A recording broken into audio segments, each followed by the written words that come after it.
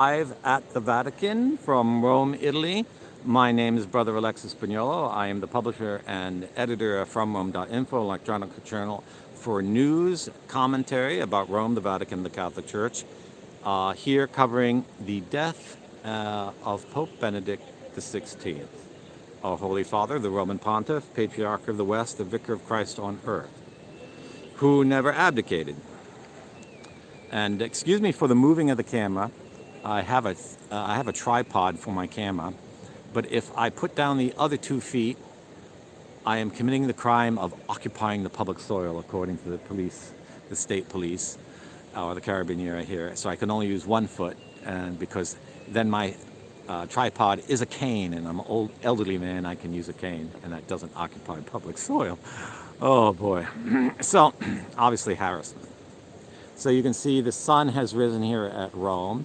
And I know that I don't have many viewers in the United States awake at this hour, but those of you in South Africa or the United Kingdom, Ireland, Australia, and India will, I'm sure, be pleased that you're getting a live transmission. So we are still in the final hours of the first day of Sede Vacante. Pope Benedict was announced to have passed on the 9/24 yesterday morning. It came to a surprise of us all. And I recommend you already see my transmission from last night in English. I will not repeat my comments there. There is some news this morning, developments. Now, shortly after the death of Pope Benedict, it was announced that the funeral would be on the 6th of January, which here in Italy is the Epiphany, which is celebrated as a national holiday. And that raised a lot of eyebrows because funerals aren't celebrated on the Epiphany, like most high feast days.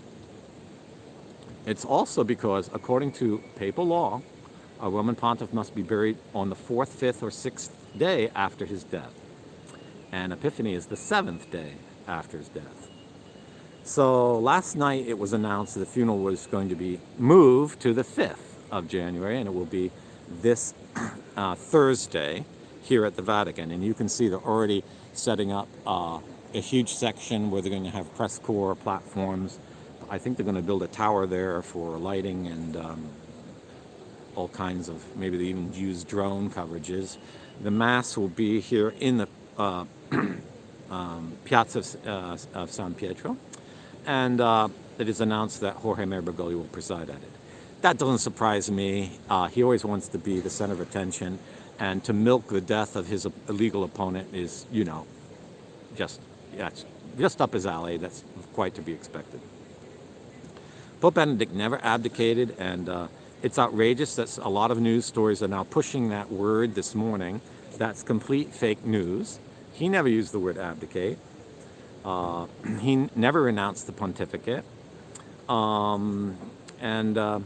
If we criticize the mainstream media, we Catholics, for misrepresenting facts and presenting a fake narrative to control people's minds and to manipulate them, then we have no excuse before God or men if at the death of a Roman pontiff we start saying things that are just not true and not found in any document. And it's absolutely outrageous. I saw four news stories using the word abdicate at canon212.com this morning, and it's utterly disgusting. Just as disgusting it was in this past week with all these people like vultures on the deathbed of Benedict praying and hoping he die. Really disgusting. And I'm proud to be one of the journalists who was praying for Pope Benedict, encouraging people to pray and say he was well and we shouldn't speculate about his death right until the end. Now, this fact that the funeral date was changed is highly significant. Most news agencies are not going to talk about it much because what it means is very threatening to the globalist world order. It means that the cardinals have insisted that Benedict be buried as Roman pontiff, not as a Pope emeritus. There's no such thing as a Pope emeritus. And if there was, then his funeral would be of a retired bishop of Rome, which isn't so fancy. But no, the funeral was moved to the 6th day after his death, and therefore the cardinals are following the papal law for the burial of Roman pontiffs. And this establishes an indisputable and insurmountable juridical fact that Benedict never resigned, and those who say he did are just misrepresenting the truth. And I criticize all those out there, like Tim Gordon, Taylor Marshall, Michael Matt, Peter Skojek, Eric Salmons, the assistant editor of The Spectator in England, Thompson, and a whole bunch of other journalists like Edward Penton and Dale Abree and Diane Montagna, who in the English-speaking world have not been truthful with us and have not even bothered to look at the printed documents, have just regurgitated rumor and hearsay and claimed that Benedict resigned the papacy. He resigned the ministry, not the papacy. And that means he retained the papal office and dignity. He just didn't feel up to fulfilling the duties of that anymore. And that is not a violation of canon law. And Benedict, on February 11th, 2013, did not do an act that has to do with Canon 332, Section 2, which has to do with papal renunciations. What he did was, in accord with Canon 333, Section 2, which grants the Roman Pontiff, it's a unique right. This is a canon only found in the New Code. It was not ever in any past code, as far as I know. It says the Roman Pontiff can exercise his Petrine ministry, his office, as he sees fit. And he can change the way that's done. He doesn't have to follow historical examples. And that's exactly what Benedict did by retiring but not abdicating. So let's not misrepresent the truth, and let's not tolerate anyone who does. All of us Catholics should be praying for the Holy Father, Pope Benedict. But we should all go on the warpath and rebut this fake news once and for all. It's been 10 years, and to keep lying after 10 years, you're going to merit an asteroid from heaven. That is just absolutely intolerable, and that's absolutely grossly dishonest. Here at FromRome.Info, we're the unique English language journal for Catholics around the world, the only one published from Rome that does not follow the fake narrative. We give you the true narrative, we cite documents, we quote passages, and we use the same terms that the teachings of the Church use in regard to the office. So there are people say, oh no, the word munus is all made up, it's new. You can find discussions of the munus of a bishop or of the Pope in St. Alphonsus. St. Pius X has a famous letter, Nostra Charge Apostolique, which is French for our apostolic munus, because munus is translated in English as charge. I charge you to root out the robbers of that forest, says King Henry, and then you have the office of sheriff because you've been empowered by the king to achieve something. And Christ, in giving his mandate to Peter, has given him a charge over the whole church and each one of us to confirm us in the faith and to protect his church from the gates of hell. The promise that the gates of hell will not prevail against the church is strictly tied to the munus Petrina, the Petrine charge. And that has to do with his office. It's something superior to office. A charge is reckoned in law as an office and a title, but it is something superior to that, and it's a spiritual gift. And no one in the church decides who has it, except the Pope. And this is a very important thing. People say, well, you know, I'm consider Pope Francis the Pope because that's what all the cardinals and bishops say. And others say, I like Benedict, I consider him the Pope. But both those parties are wrong. No one in the church has the right to decide who's the Pope. The cardinals in a conclave, if there is a conclave, elect someone. He decides whether he wants to accept the election. If he does, he is the Pope. And he's the only one that makes that decision. And until he abdicates by renouncing the Petrine munus, he is Pope. And no one, even if the whole world says something else, it doesn't happen. So here we have a glaring example of the dictatorship of relativism. And in the dictatorship of relativism, if all the journalists say I'm at Walt Disney World right now, then I'm not at the Vatican. Because the will to power and the domination of the lips and the vocabulary is what creates reality. Reality is not what you see, it's not what you hear, it's not things that exist, it's what we tell you it means. And that Benedict stood squarely against that ultimate perversity of government, which is the dictatorship of relativism. And we shouldn't fall into it. As Catholics, we're bound to speak the truth, and we shall be judged on every word we say. And if we are not speaking in conformity to the truth, defending the truth, or rebutting error with our words, or practicing charity, we will have a terrible judgment when our hour comes. And may we be greeted by Christ the way the saints are when he says, blessed are you, my faithful, come into the house of my Father, and to the mansions I have prepared for you from the foundation of the world. So we should be very careful not to follow false narratives and not let it afflict our judgment. Because when you buy into a lie, you become exploited, you become victimized, and you become controlled. If you think, if you thought Rome didn't exist as a city, well, you'd never be able to come here. And the only place that's not true is hell. If you don't think hell exists, you'll end up there. But heaven and cities on earth and things like that, you only can get there if you know they exist and don't believe lies that people say, no, that's not the right road. And this is true even of offices.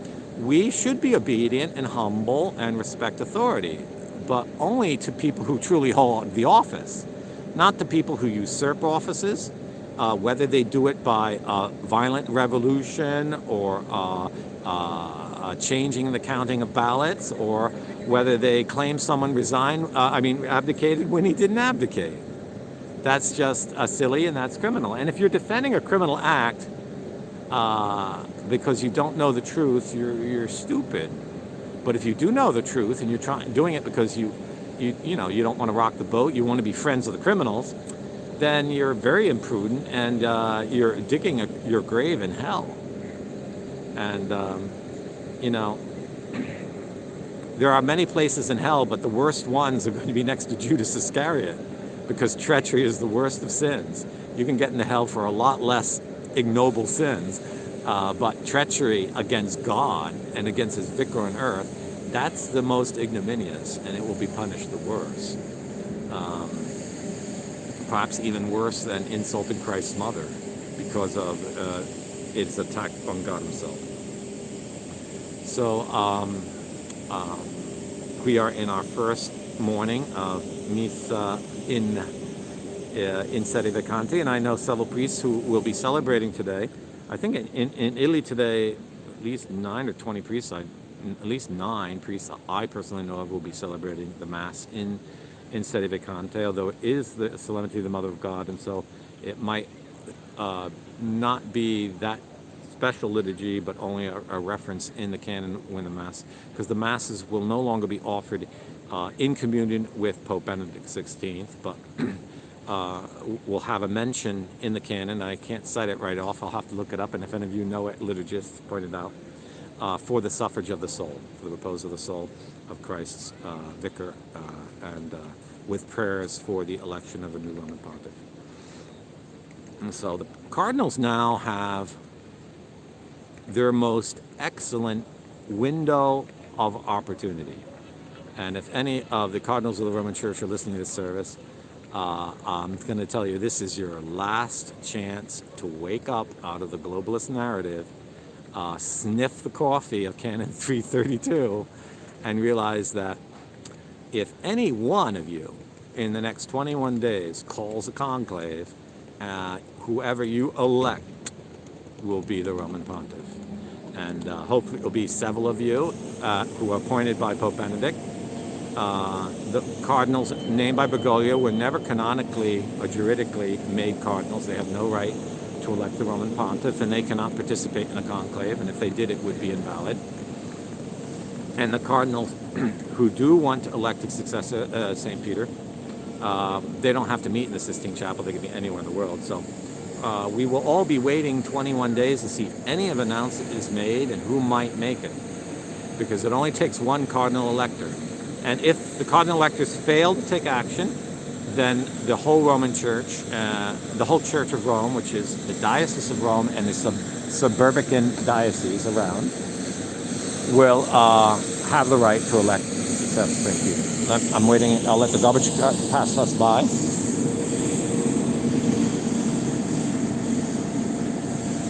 And in that election can participate all the cardinals appointed by John Paul II and Benedict, even those who aren't cardinal electors, all the bishops, monsignors, deacons, and seminarians incarnated in the churches of Rome, the Vatican, the diocese of Velletri, Ostia, Palestrina, all the ones around, immediately around Rome, and all the clergy incarnated in Rome. That's not all the clergy resident at Rome, only the clergy incarnated at Rome. So there's a strict requirement for clergy. They actually have to be incarnated in one of these ecclesiastic entities or institute of diocesan right.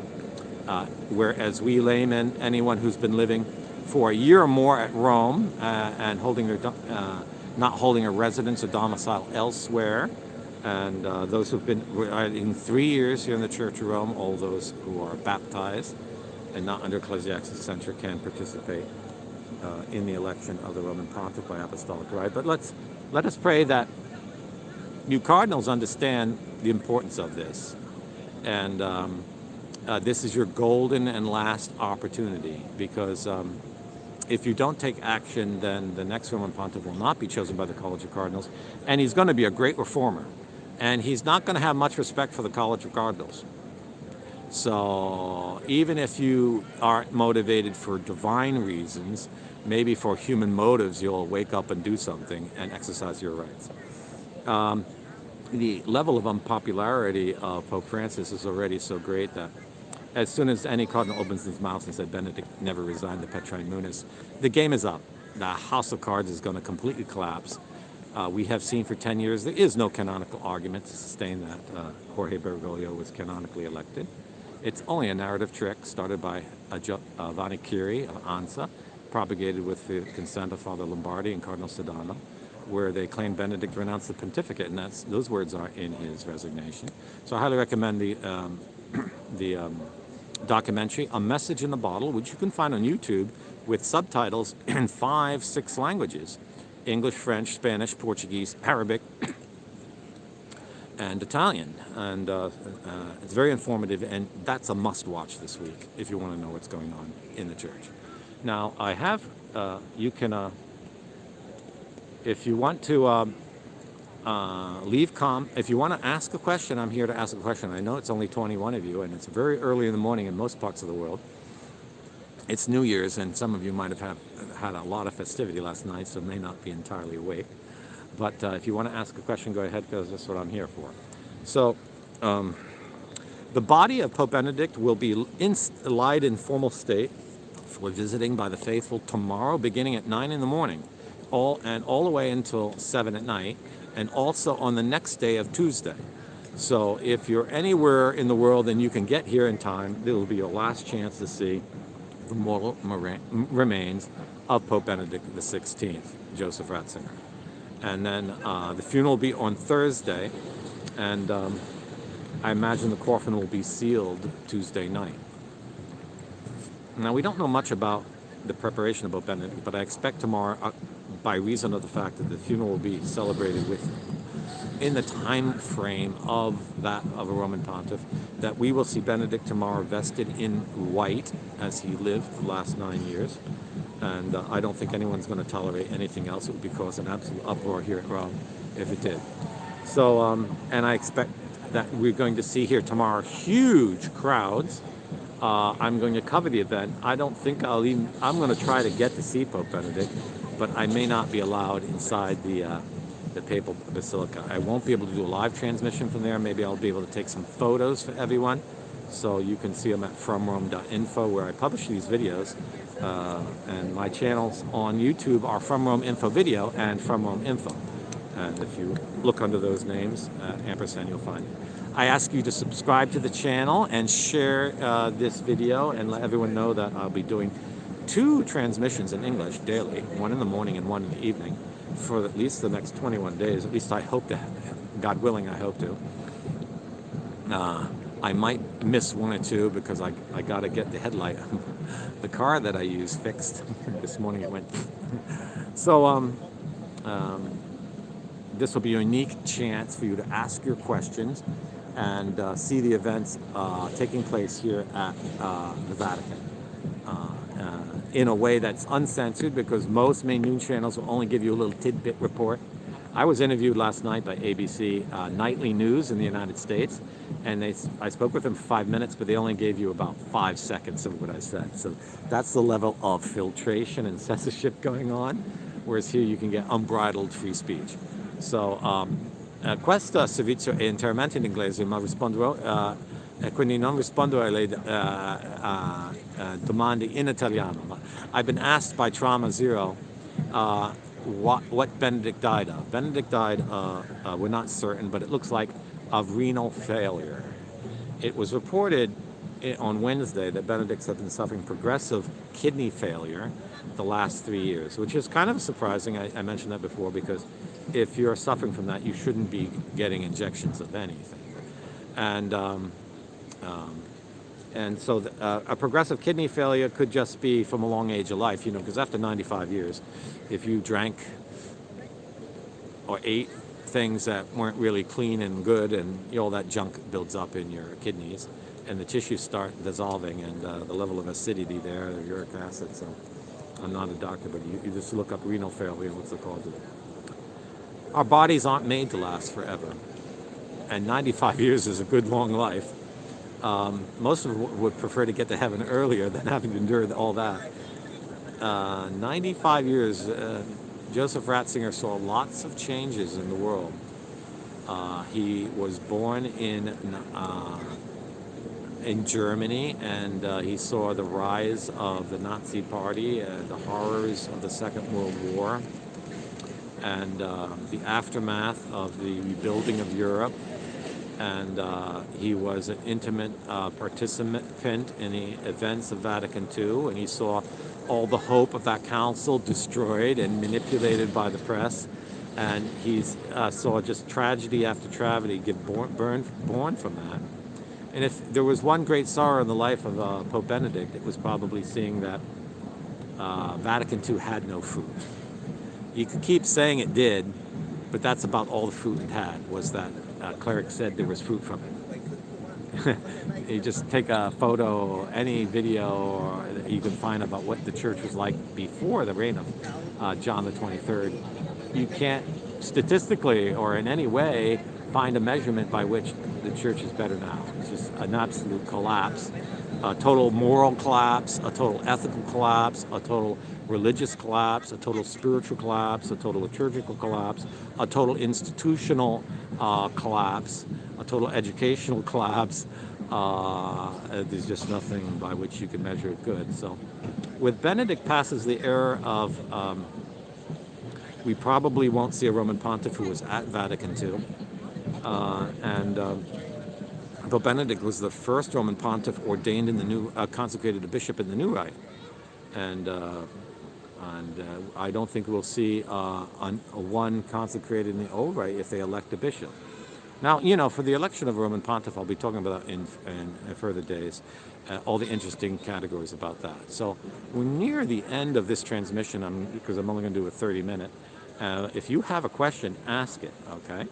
In English now. I'm taking, in my Italian services, I'll take questions in Italian, but in this English language service, I'll only take a transmission, I'll only take questions. I'll only respond to questions in the English language.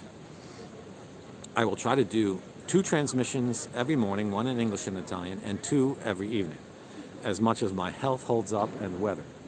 And as long as I'm not harassed, I expect to be harassed more and more as the days go on, because we are not in a time of the church in which even churchmen are acting like people who believe in liberty and democracy.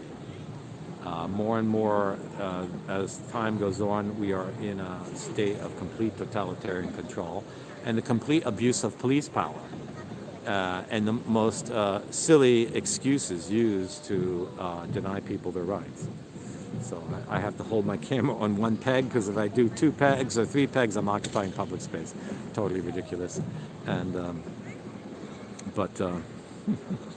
so this was the first New Year at Rome celebrated without COVID controls, and the people really enjoyed it. And there was huge explosions of fireworks all night long. And the city was pretty sleepy this morning, although unlike other cities, you can find cafes and things like that open on New Year's Day. So Italians have the habit of going out and seeing things. So a lot of people will be out and about today, walking around, celebrating New Year, their first day of 2023, which will be a year that augurs unknown things. Already people are very concerned what will happen to the church without Pope Benedict. And but the Catholics of Italy, the Catholics of Rome, the Catholics who recognize that Benedict was the Pope until the last moments of his life, have already publicly announced that if the cardinals don't act, they will invoke the apostolic right of the Church of Rome to elect the Roman Pontiff. So we might see some very unusual and events that have not been seen here in the Eternal City for some 1,600 years. And that's what's in play here. As they say that in Italian, that's what's in game. And the cardinals, it's up to the cardinals now. Are they going to follow the law, the letter of the law? Because you can't interpret it. You have to follow the letter of the law that Benedict never announced the munus, and therefore now you must elect someone to receive it. Just as it says in the vows taken by the cardinals at the opening of the conclave, according to Universi Dominici Gregis. And so, if anyone has a question in English, you let me know. I'll respond to it. I just have a few more minutes here, a few more minutes for our transmission, and then I'll sign off for this morning. It's a beautiful day. It's going to be a beautiful day here in Rome. I recommend that you say a rosary for Holy Father Pope Benedict, for suffrage of his soul, for repose of his soul.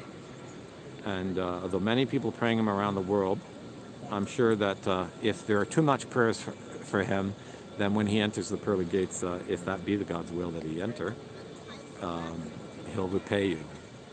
And Pope Benedict, in my estimation, was a greater man than John Paul II. We shouldn't really compare souls, but Pope Benedict II was the only pope, Pope Benedict XVI was the only pope in the history of the church to kick out more than 500 clergy from the priesthood as a punishment for their crime, something that was not even done under the pontificate of John Paul II, because he would not let Cardinal Ratzinger do that.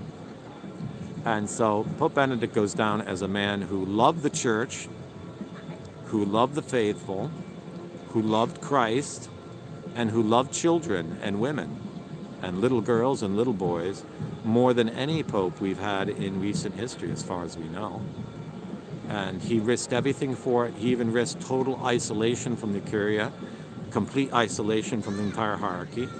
When February 11th, 2013 came out, the clergy were dancing around the world. They couldn't stand this guy. He did not defend the club. He defended the church. He lived for Christ. And that makes him one of the greatest popes in modern times. After Pius X, I would say he's the greatest pope. You might disagree with his theology. That's because the translations are all worthless.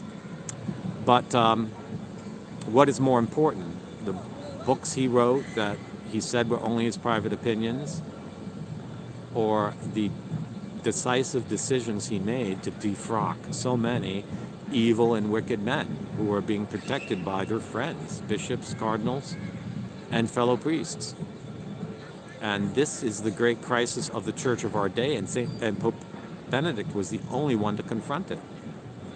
And so he will go down in history as one of the great Roman pontiffs, one of the most courageous, one of the most honest, one of the most chaste, because if you defend children and women from sexual predators, you are chaste. You are practicing heroic chastity. And Pope Benedict XVI here, as we're finishing the first day in Sede Vacante, there's actually a special symbol that is supposed to be shown during that. Vatican won't show that, of course, because it's in the hands of a usurper. And tonight I will do my a report in the second day on Sede Vacante and keep you updated on the news that's going on. And I hope to be able to give you all these reports. If you like the reports you see at FromRome.Info, come to my journal. And if you can leave a little donation, it will help, because I will have more expenses in these days, because I'll have to, rather than live in my hermitage, frequently eat at restaurants in and about the Vatican, which are extremely expensive. A bottle of Coca-Cola here is €4.50, €4.50 for a little bottle of Coca-Cola, so you can imagine. Just from a practical reason, so I can get you these reports prepared. So thank you for joining me for this report in Sede Vacante from the borders of the Vatican City-State. My name is Brother Alexis Pinello. I'm the publisher and editor of FromRome.Info.